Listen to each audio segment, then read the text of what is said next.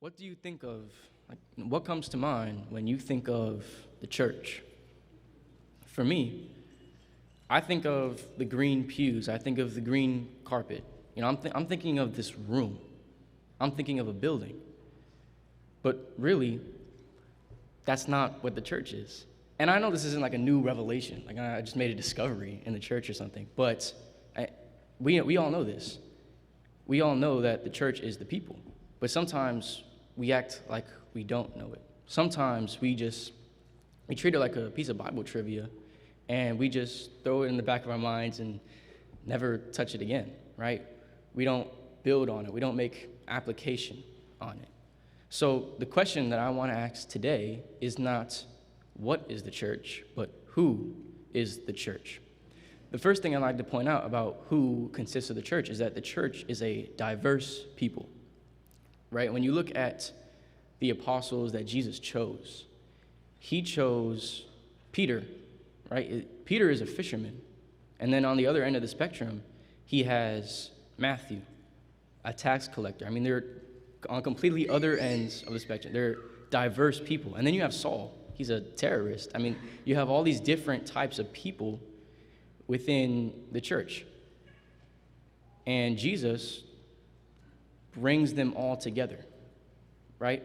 He takes all these diverse peoples and he unifies them. This year in LTC, over the past couple of days, we learned all about the book of Acts. We learned about the Acts of the Apostles. And one of the things that we learned these past 3 days is in Acts 1:8 about the Great Commission. You know, how Jesus sent the apostles out to convert the world. And one of the things that he mentions is that he says that the apostles were to start in Jerusalem, and then they were to expand into Judea and Samaria. Now, if you're familiar with the Bible, you know that the Jews are kind of racist. I mean, they don't like the Samaritans. They absolutely hate them. They want nothing to do with them. So for Jesus to tell them to go up into Samaria to, diversify the church, Jesus unites these two completely separate regions, and brings them together.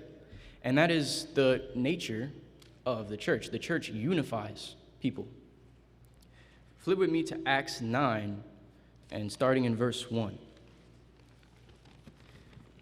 Here's when Saul is persecuting the church. It starting in verse 1. Then Saul, still breathing threats and murder against the disciples of the Lord, went to the high priest and asked letters from him to the synagogues of Damascus, so that if he found any who were of the way, whether men or women, he might bring them bound to Jerusalem. As he journeyed, he came near Damascus, and suddenly a light shone around him from heaven. Then he fell to the ground and heard a voice saying to him, Saul, Saul, why are you persecuting me? And, when you read that, it's kind of weird, right? I mean, how is Jesus being persecuted? He's in heaven. That's a scary thought. Can you persecute somebody in heaven? Well, the answer to this is that Paul was persecuting Jesus' body. And we can know this because if you go up 2 verses, right, when we read 9:2, it reads, and asked letters from him to the synagogues in Damascus, so that he found any of those who were of the way. So who's the way? Who's the only way to heaven? Jesus. I mean, you probably could have guessed that because the way, as Mr. David pointed out this morning, the way is capitalized.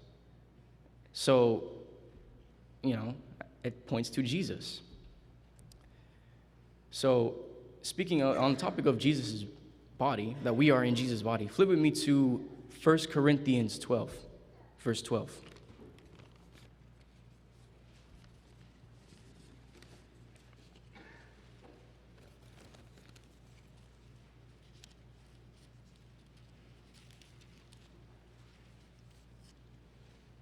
It reads, For as the body is one and has many members, but all the members of that one body being many are one body, so also is Christ. For by one Spirit we were all baptized into one body, whether Jews or Greeks, whether slaves or free, and have all been made to drink into one Spirit. For in the fact that the body is not one member, but many. If the foot should say, because I'm not a hand, I am not of the body, is it therefore not of the body? And if the ear should say, because I am not an eye, I am not of the body, is it therefore not of the body? If the whole body were an eye, where would be the hearing? If the whole were hearing, where would be the smelling? So we see here that the church is united in the sense that it's all interconnected. We're all one. If you only had your feet, you can't run. So we're all interconnected. And head down to verse 25, where Paul says that there should be no schism in the body, but that the members should have the same care for one another. We see that there should be no schisms, right? There should be no split. But what some people try to do is they try to say that, well, there's multiple churches. There's one on this corner, there's one on that corner. There's multiple churches. But we see here that the church is not multiple, it's united. It's not separate, it's not split. It's one church.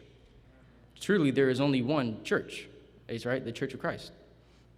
And so we see that the church is not, the church is a diverse people, and it's a unified people, but also it is a saved people.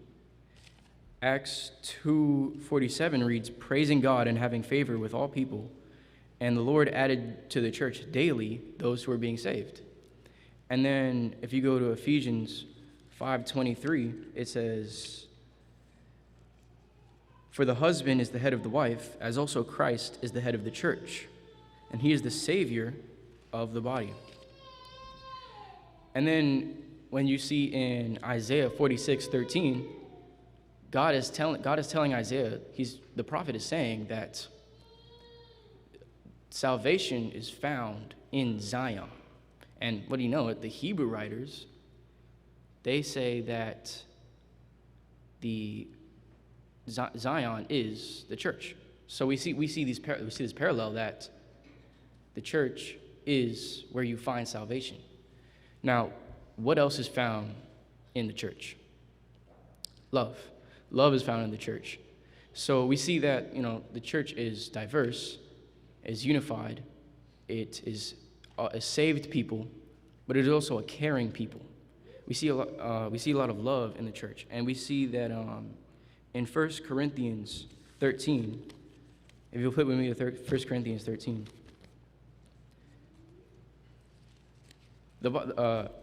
I would really let the Bible word this for me, because realistically, the Bible is going to articulate this better than I really ever would. It reads, though I speak with the tongues of men and of angels, but have not love, I have become sounding brass or a clanging cymbal.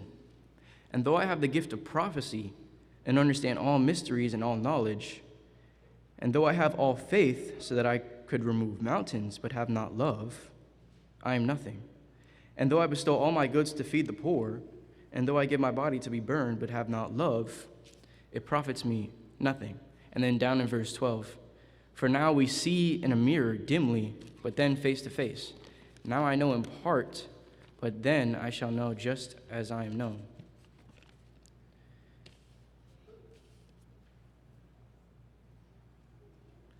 So the best thing that we can do right after reading a verse in the Bible is to make application. So, we need to dig in our lives and see, are we loving how we should be loving? Are we loving our neighbor? If Jesus has a lot to say about this in Matthew 5:46. See, if you flip with me to Matthew 5:46. Matthew 5:46.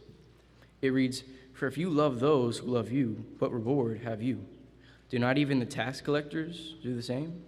And if you greet your brethren only, what do you do more than others?